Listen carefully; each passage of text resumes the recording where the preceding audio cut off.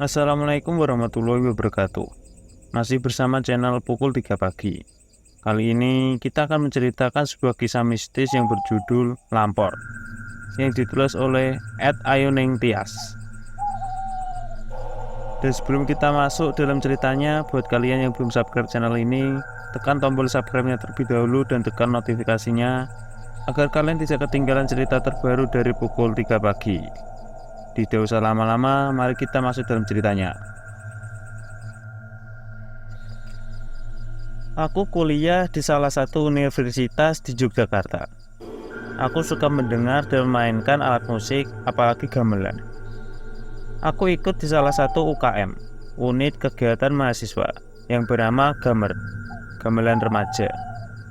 Di dalam UKM ini, aku mendapat pengalaman pentas di kampus-kampus lain, mengikuti festival, dan masih banyak lagi perlombaan-perlombaan yang kuikuti. Ketika mengikuti festival gamelan Gamer, selalu pulang bawa juara, meskipun tidak ada partisipasi sedikit pun dari kampus. Setelah aku ikut Gamer sekitar 2 tahun akhir ini, kami dilirik oleh pihak kampus. Kami semua diminta untuk mengiringi satu tarian yang akan dibawakan di festival tari yang berjudul Lampor. Lampor ada 2 cerita versi, yaitu dari Temanggung dan Yogyakarta. Lampor dari Temanggung adalah keranda terbang yang lewat tengah malam-malam, dan jika ada yang melihatnya, keranda ini akan mengejar orang tersebut. Lewatnya keranda juga diiringi dengan suara gemerincing. Siapapun yang mendengar dan melihat keranda itu harus segera masuk ke rumah. Kalau tidak, akan hilang bersama dengan hilangnya lampor itu. Sedangkan lampor dari Yogyakarta menurut mitosnya adalah ketika malam suro ada lampor dengan sebutan lampor kidul, yaitu para prajurit beserta Kanjeng Ratu memakai kereta kuda dan ditandai kedatangannya dengan suara gemerincing.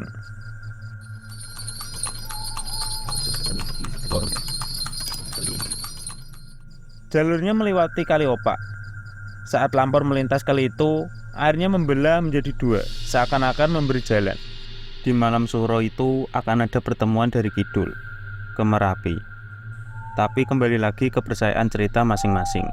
Karena ini aku dapat dari cerita simbahku yang rumahnya juga dekat pantai selatan. Yang diangkat dalam tari lampor ini adalah cerita dari Yogyakarta. Untuk tari lampor ini yang dibutuhkan hanya 10 orang. Aku diantaranya. Ketika latihan sekitar 2 bulan tanpa ada kendala suatu apapun, aku hanya latihan pada umumnya. Untuk memastikan kebutuhan-kebutuhan apa saja yang masih kurang, aku menanyakan ke koreografernya yang bernama Ojan. Kala itu dia sedang berada di kosku, termasuk kebutuhan izin kepada pantai selatan agar tidak terjadi sesuatu yang tidak diinginkan. Aku sebagai orang Yogyakarta masih mempercayai pantai selatan adalah pantai yang sakral dan ada sosok Kanjeng Ratu yang sangat cantik. Jan, sing kurang opo ya kira-kira kanggo sisuk iki? Tanyaku pada Ojan yang mulai obrolan. Wes ngaranku, aku ingin ya wes ngidul pras, jawab Ojan. Ke selatan itu maksudnya ke pantai selatan. Wes izin tenan porai? Tanyaku sambil mengerutkan dahi. Wes wingi aku karo penari-penari karo Budarti dosen iku lho. Napa e pras kowe wedi to? Lede Ojan kepadaku. Ora yo, ya wis nek wis izin, aku tak mangkat tari nek ngono. Aman berarti yo, jawabku kepada Ojan. Aman insyaallah, pertegas Ojan. Keesokan harinya kita akan berangkat ke Jawa Timur dengan menggunakan bus. Kami berkumpul di kampus. Kita akan berangkat dari Yogyakarta jam 2 siang menuju Jawa Timur, dan ternyata seorang teman kami terlambat. Pras Prasetyo, aku entenono dilut yo, sikil kloro iki. WA dari Wahyu, salah satu temanku pengiring di tari lampor. Ndang cuk, selak ditinggal bus iki, balasku kepada Wahyu. Dia memang orang yang sangat ngaret. Enteno dilut cuk, aku bar futsal iki sikil kloro. Utawi banter ki ra nganggo ngiwonengen. Setelah Wahyu sampai kampus, kita berangkat. Bismillah, semoga sampai tujuan dengan selamat. Di perjalanan aman-aman saja. Hanya sering hujan dan rasanya lebih dingin. Pukul 1 dini hari di hari selanjutnya, kami sampai di Jawa Timur. Pikirku waktu itu kita akan transit di hotel dengan tempat tidur yang empuk dan mandi pakai shower. Tapi bus kami berhenti di sebuah pasar, lalu kami disuruh menurunkan semua barang-barang bawaan. Cukup membuatku mikir kenapa berhenti di sini. Kita harus berjalan sekitar 150 meter, melewati gang-gang kecil, jembatan, dan sampailah kita pada tujuan, yaitu rumah yang tidak begitu luas dan penampakannya seperti rumah zaman dahulu. Itu tempat transitku. Aku kira hotel, gumamku dalam hati. Rumah ini adalah rumah milik salah satu staf di kampusku. Kosong, tentu saja. Rumah ini hanya dipakai setahun sekali, ketika lebaran. Setelah selesai berkumpul di rumah ini, lalu ditinggalkan dan dipakai lagi lebaran tahun depan. Aku masuk ke dalam rumah disambut dengan debu dan bau khas rumah kosong. Semua perabotan ditutupi dengan plastik dan kain putih. Dan cuk, omah opo iki? Gumamku dalam hati. Bentuk rumah yang punya halaman cukup besar, ada beberapa anak tangga untuk sampai di teras. Masuk terdapat ruang tamu yang berbentuk persegi panjang, lalu ada lorong pendek yang menghubungkan ruang tamu dan dapur. Masuk ke lorong di sebelah kiri ada kamar yang ditutupi dan diperuntukkan untuk tempat tidur dosen. Maju sedikit sebelah kanan ada satu kamar untuk sinden, dan kami para lelaki tidur di dapur. Kamar mandi ada di sebelah dapur. Ada 2 kamar mandi yang berjejer. Mau tidak mau, aku dan para pengiring nongkrongnya di dapur. Dan Rizal temanku membuka obrolan. Nek nggo turu 2 keluarga, ya isih cukup iki. Lah wong iki wong selawe ae ning kene dadi siji. Biuh, tak kira ning hotel iki mang cuk. Gerutu Rizal yang melihat kesal dengan kondisi rumah ini. Sambat wae mbok wis diterima wis sal. Ning kene yo ngurus dino tok kok. Sisa wis ning Jogjone balik kono. Ledekku pada Rizal. Dari yang sama aku dan yang lain gladi bersih.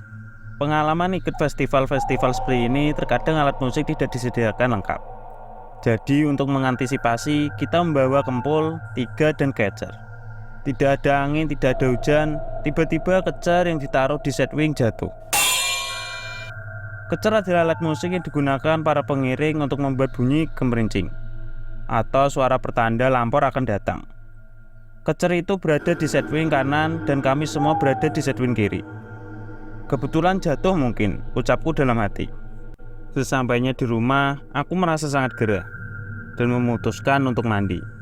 Teman-teman yang lain berada di ruang tamu dan halaman mengisi kegabutan karena pentasnya masih besok.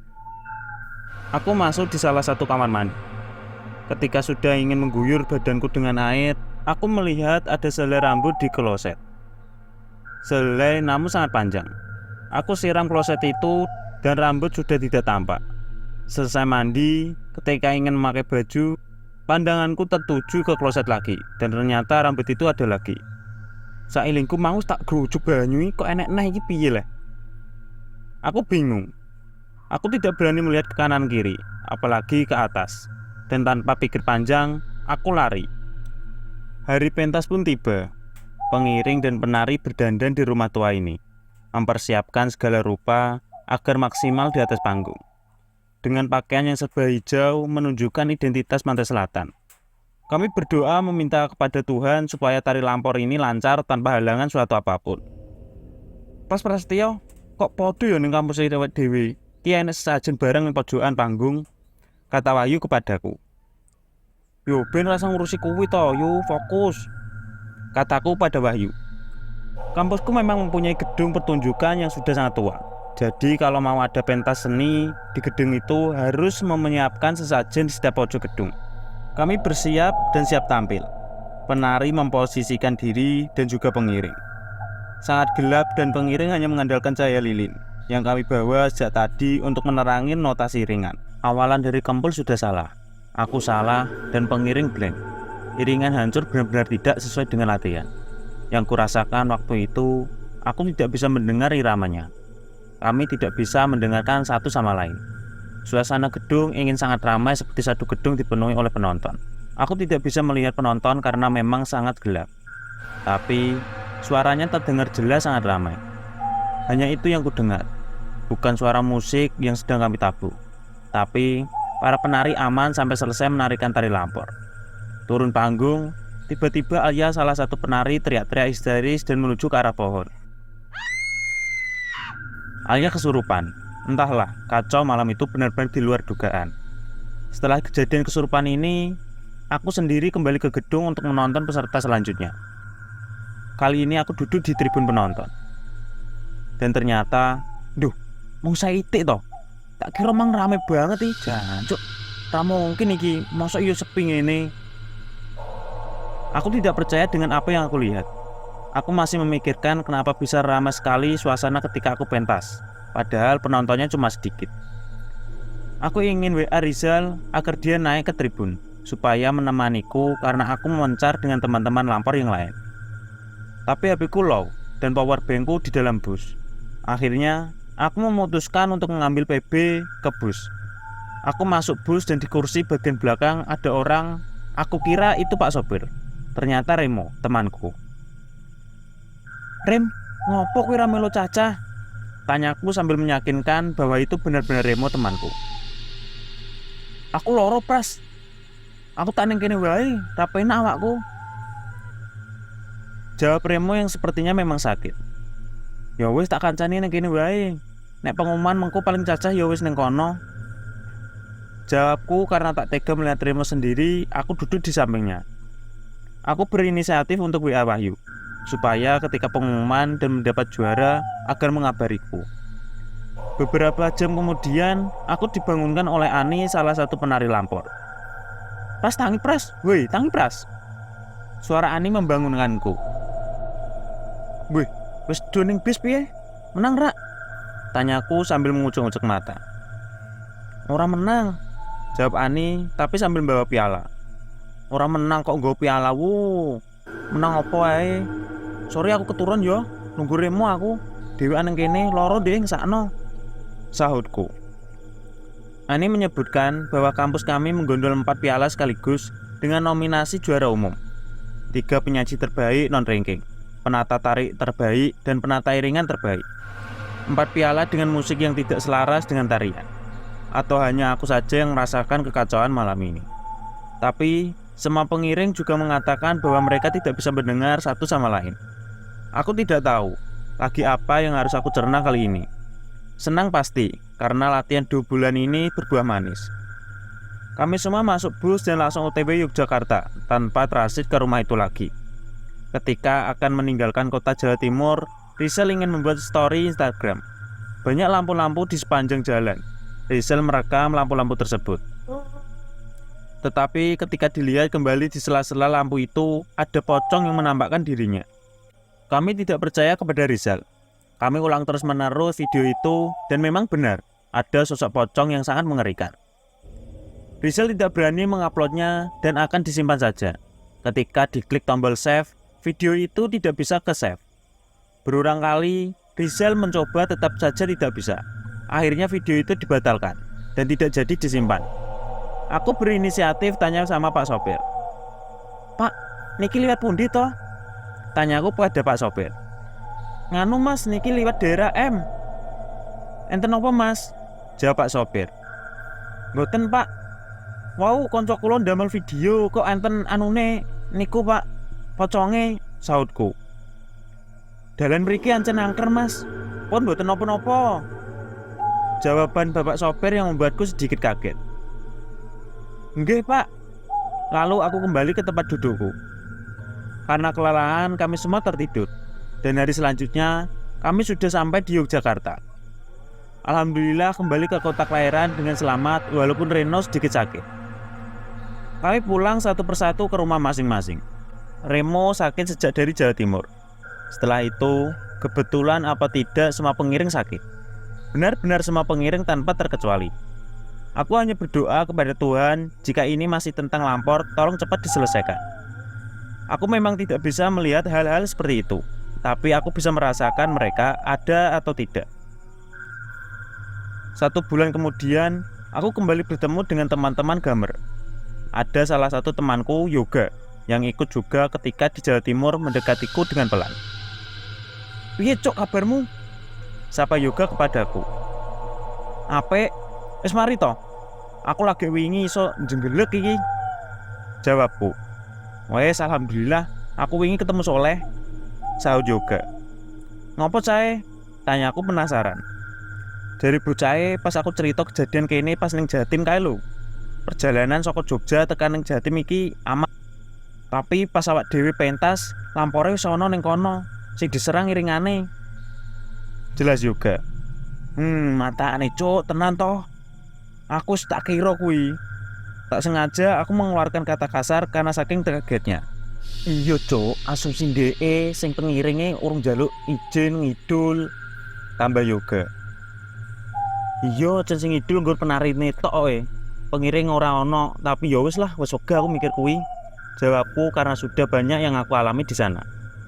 Percaya atau tidak, kita hidup berdampingan dengan makhluk lain, saling menghormati satu sama lain agar tidak saling mengusik. Dan jangan lupa ketika ingin mengangkat sebuah cerita, pahami dulu asal cerita itu. Dan bagaimana tata cara agar cerita itu bisa diangkat menjadi sebuah karya.